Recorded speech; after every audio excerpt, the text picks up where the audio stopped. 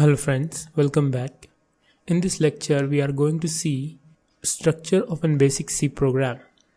A C program consists of the following sections. Number 1 is documentation section or the comment section. Number 2, link section. Number 3, global declaration section. Number 4, main function section or main section. And number 5, subprogram section. Here is a basic C program. So here is the line basic C program is enclosed inside / basic C program and end with */. What is the purpose of this line? This is the documentation section. Here you can write the purpose of your program. Okay, you can use this documentation section anywhere inside your program. Anywhere means, suppose I want to write why I write this statement printf here, then you can write / and the purpose of your code and end with */. The second lines #include stdio.h. It is the link section. This section is for linking to the C libraries. Okay, so what is the purpose of linking? Here is a printf function. The definition of this function is included inside the stdio.h library. So to link to this, we have to include this library in our program. So this is the purpose of the link section. Okay, the third one is the global declaration section. In between the link library and this is the main function section, here is a blank space. Here you can declare global variables. You don't need to worry right now about what I'm talking, like what is this include file, stdio.h file. We will see each and everything in detail, but you have to remember just what I'm talking is the basic sections. Okay, so here is the global declaration section where you can declare the global variables. Okay, just remember right now, you don't need to go into the depth.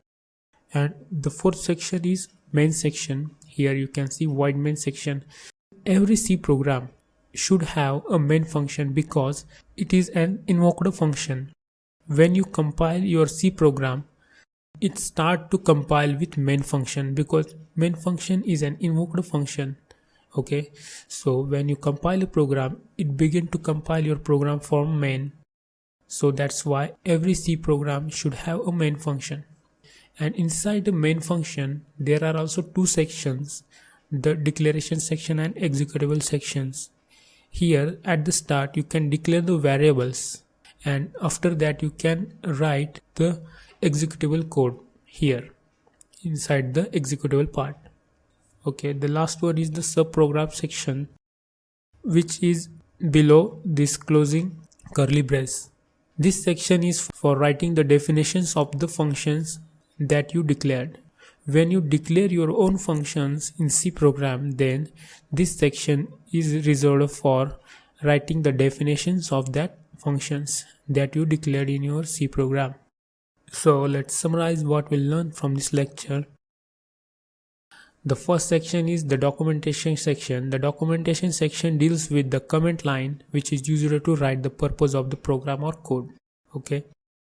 The next is the link section, deals with an instruction given to compiler to link the functions from the system library to our program.